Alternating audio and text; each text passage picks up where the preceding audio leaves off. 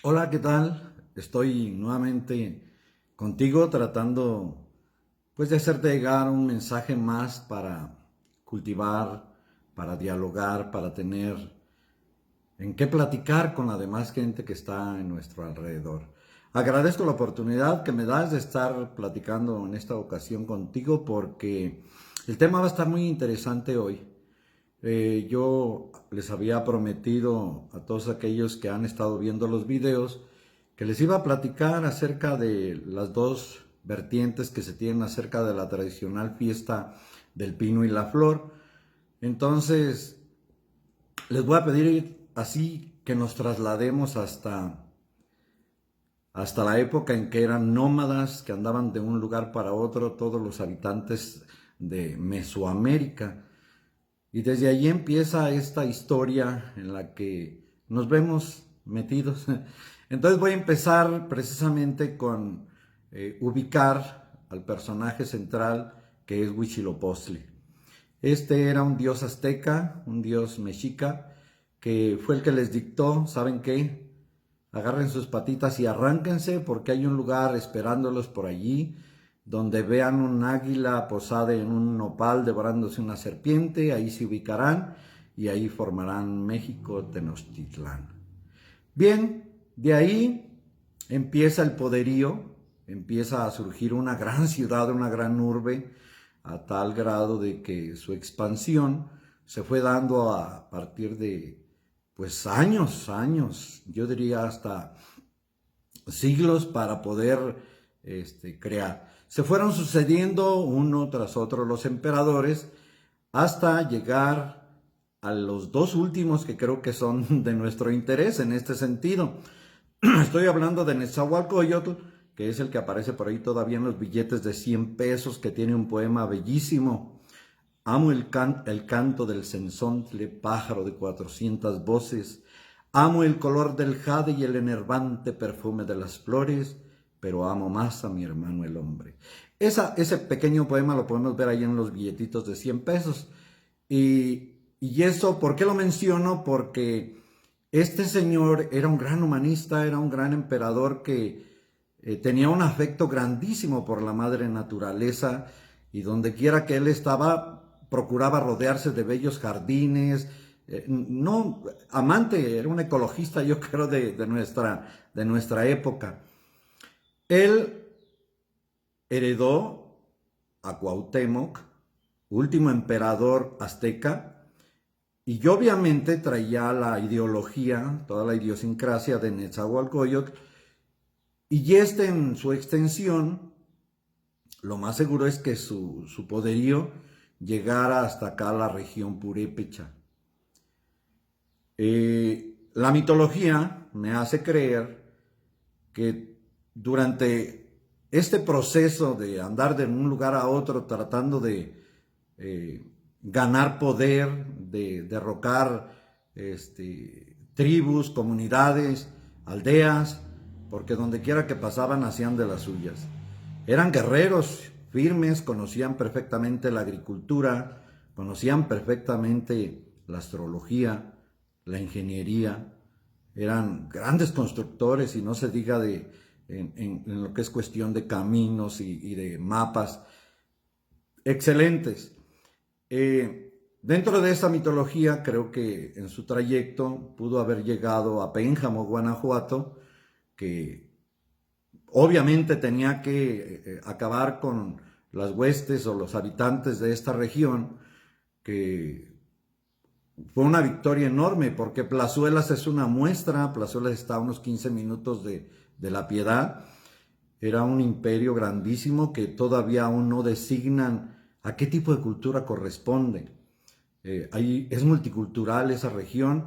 Y el otro que le sigue, pues obviamente es Zaragoza, otro centro ceremonial enorme, bellísimo, que todavía no han dado la oportunidad de abrirse al público. Estas dos partes, la de Guanajuato, que es obviamente ya un museo que puedes entrar, que puedes ver, que han abierto la zona arqueológica bellísima con todo lo que es la tradición azteca y mexica, el juego de pelota, la pirámide del sol, la pirámide de la luna, y obviamente por estar de este lado del río, el río Lerma, que es una parte muy importante dentro de la historia. Tenemos Zaragoza. Zaragoza está antes de llegar a La Piedad, hay una desviación para ir a Pénjamo.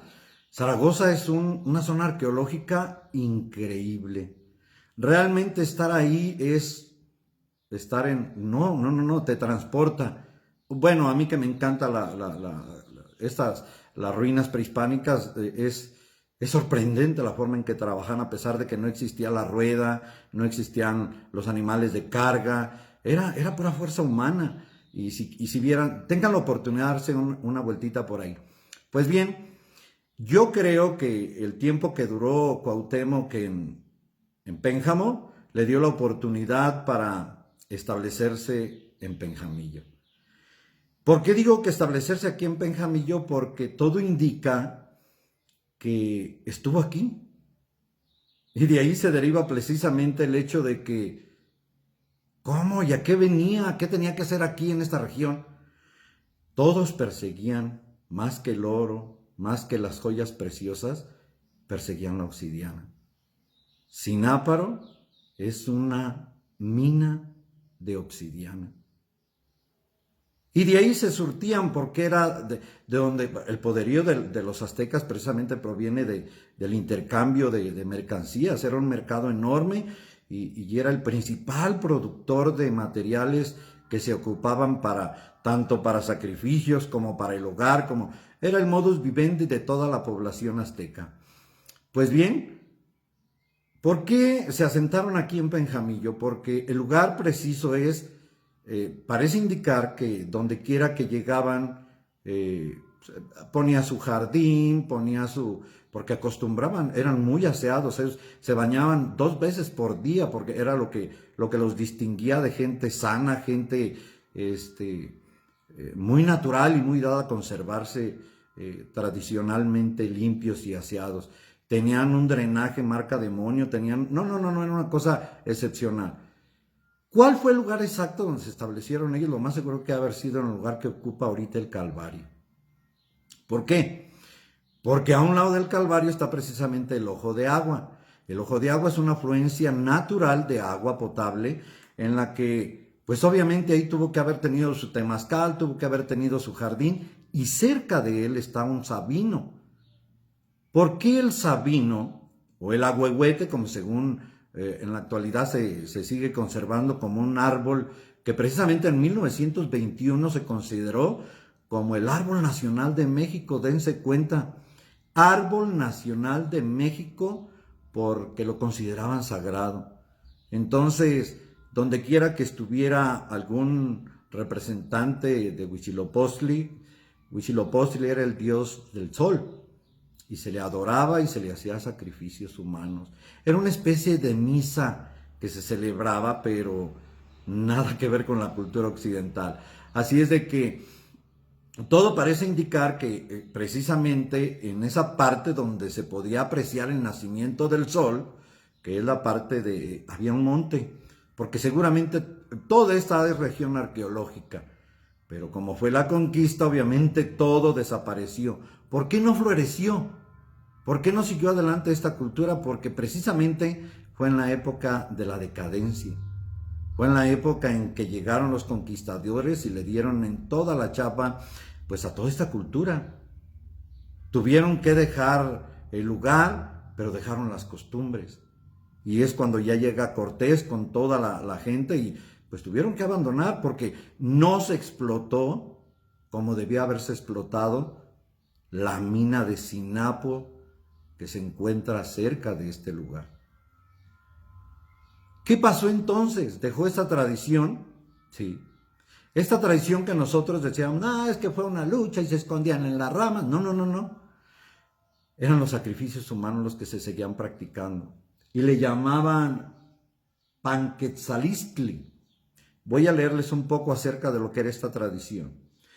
El Panquetzalistli era como una especie de ritual que se celebraba, cuyo significado viene del náhuatl, que significa levantamiento de banderas, es decir, no había pleito, no había nada, pero era pura adoración a Huitzilopochtli.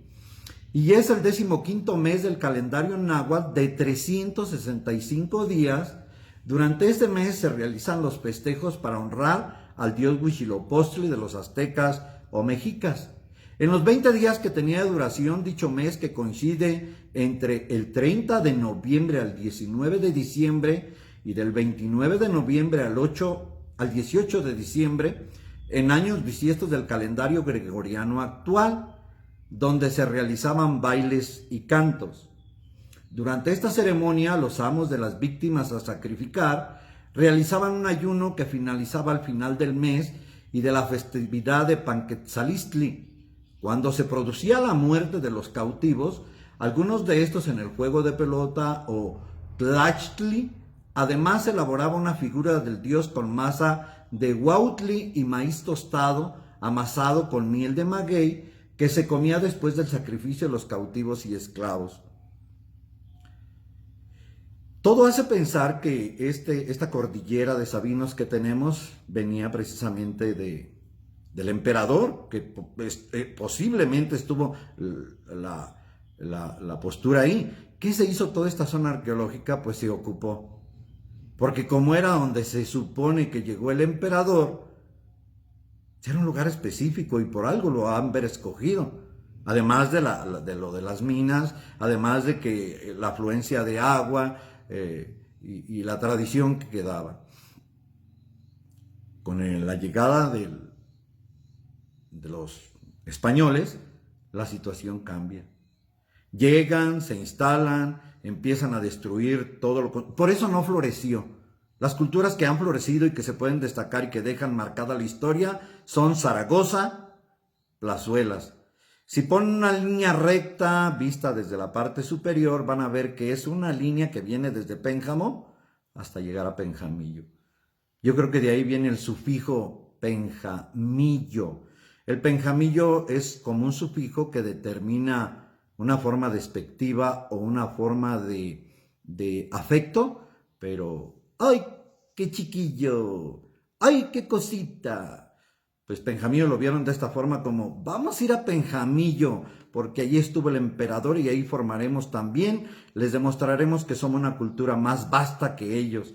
De ahí que llegara a tal fama que se lograra el Atenas de Michoacán. Penjamillo era reconocido, muy reconocido. Maximiliano tuvo que venir a Penjamillo, no se iba a quedar con las ganas de ver uno de los lugares en donde estuvo este emperador. ¿Por qué llamaba tanto la atención? Porque aquí finaliza, no se alcanzó a levantar. Yo supongo que sí han haber levantado el Calpulli. El Calpulli era donde se hacían los sacrificios y todo lo demás. Si sacamos los datos desde la plantación del primer sabino para formar el jardín, de la que tenían, porque hay sabinos que son muy mencionados dentro de la historia, inclusive el árbol de la noche triste era un ahuehuete o un sabino. Ahí donde Cortés lloró amargamente, de ahí viene. Si sacamos los sabinos que posiblemente exista allí en Pénjamo y los sabinos que tenemos aquí en Penjamillo, no creo que sea mucha la diferencia, si al caso el tiempo que duraron para derrocar a los imperios anteriores, porque ahí estaban otros que no eran, pertenecían a la región purépecha, pero no tenían cultura purépecha, tenían diferentes culturas. Hay que darse una vueltita ahí a Plazuelas y pregúntenle a cualquiera, si es que tienen la oportunidad de platicar con algún arqueólogo. Es tan confuso el lugar que no saben si es Teotihuacán, Olmeca, Chichimeca, Mazahua, Totonaca, no sé. Parece que había una influencia, seguido yo creo por este material, que casi estoy seguro no explotaron ni en un 10%. Si algún día tienen la oportunidad de visitar el Cerro de Sináparo, verán que cualquier piedra que levanten es Sinapo. Y tenía un valor, ahorita ni quien lo pele, ¿verdad? Pues obviamente el avance, ahorita lo que es como si fuera el tráfico de armas de aquel entonces. Pues bien, de ahí nos nace precisamente, y creo que viene la tradicional fiesta por este Panquetzalistli, que era lo que nos heredaron. ¿Qué pasó entonces en ese proceso? Pues se viene la evangelización, y con esta evangelización pues se vienen los cambios. Hay que cambiarles la idea que tenían de Huitzilopochtli, de demonio, porque así lo vieron los conquistadores, y aparece precisamente en toda Europa. Es un nuevo demonio que se creó. Es el demonio mesoamericano para todo el mundo. Huitziaberno, algo, no sé qué nombre le pusieron, de tal forma que aparece dentro de la religión como uno de los demonios más destacados en cuanto a la persecución porque se da en la Edad Media también, de toda esta índole de alquimistas, brujos y demás. Así se consideraba toda esta especie de idiosincrasia que se tenía por parte de los mexicas y aztecas. Pues bien, dentro de la evangelización, Penjamillo tenía una ubicación completamente diferente.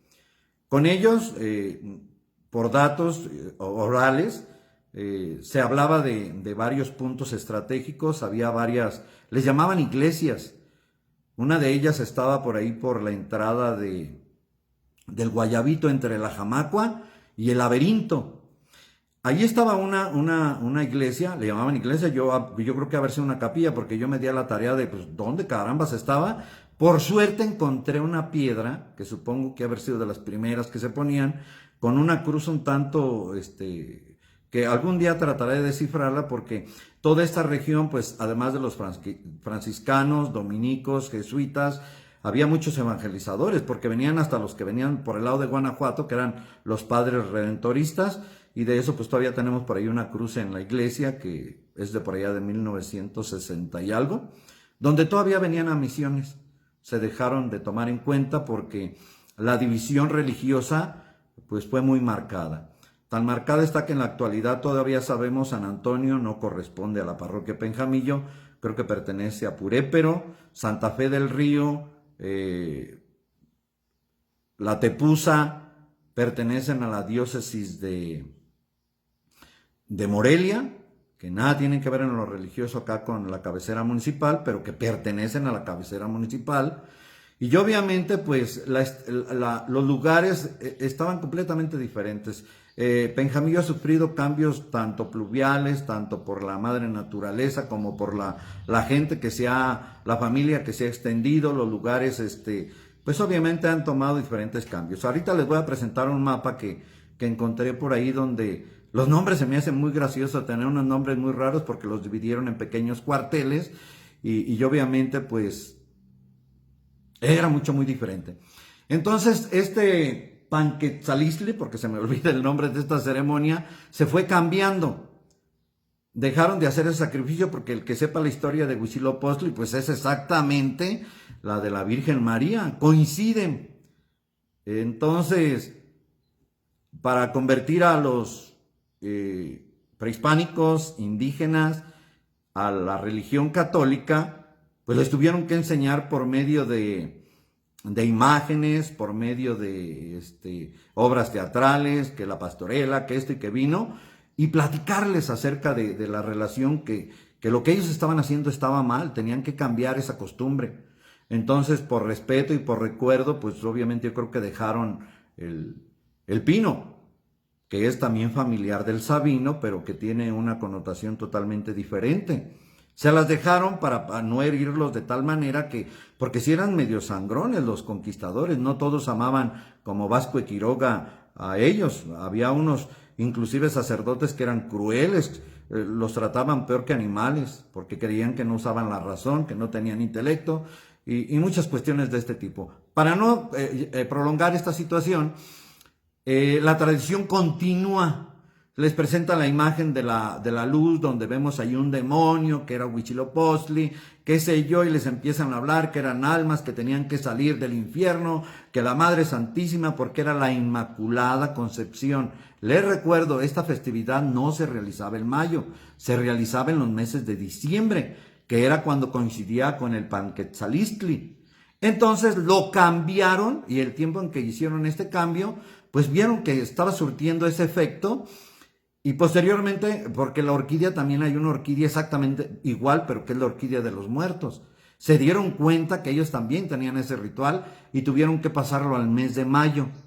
Al mes de mayo lo pasaron, pero para la advocación de María Asunta a los cielos, que es Nuestra Señora de la Asunción. Y con ella es que hasta la fecha se sigue dando la tradicional fiesta en honor a la Virgen María. Hay algunos detalles que voy a compartir. Primero quiero que vean el mapa del estilo.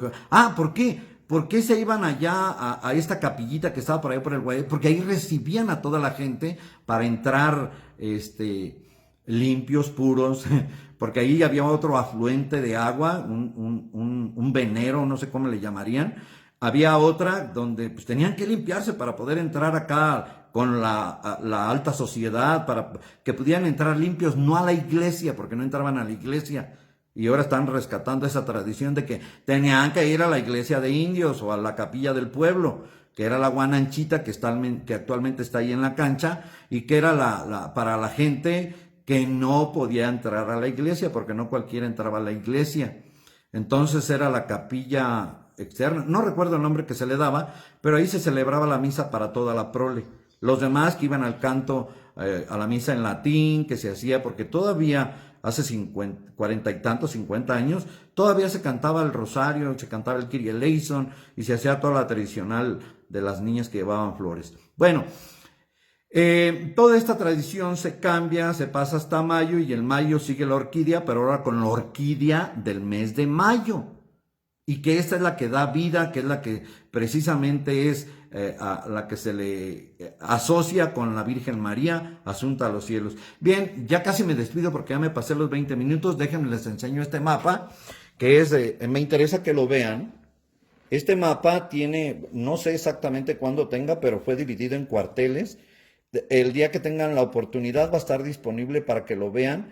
Tiene una división muy rara de la nomenclatura de la población y también unos detalles que me encontré en una colección que guardaba María Béjar de su padre cuando estudiaba, cuando estuvo por allá en Morelia.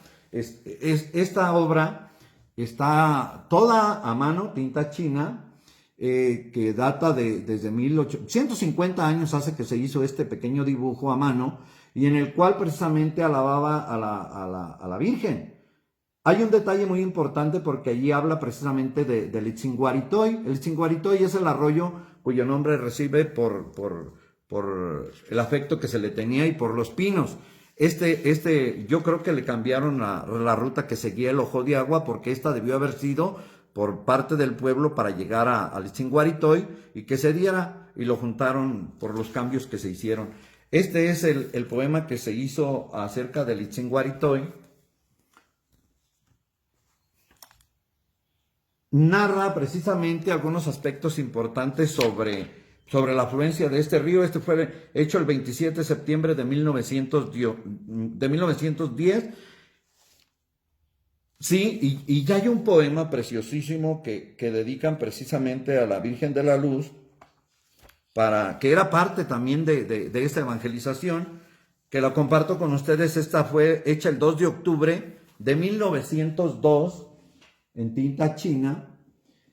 Se los leo y con ello termino.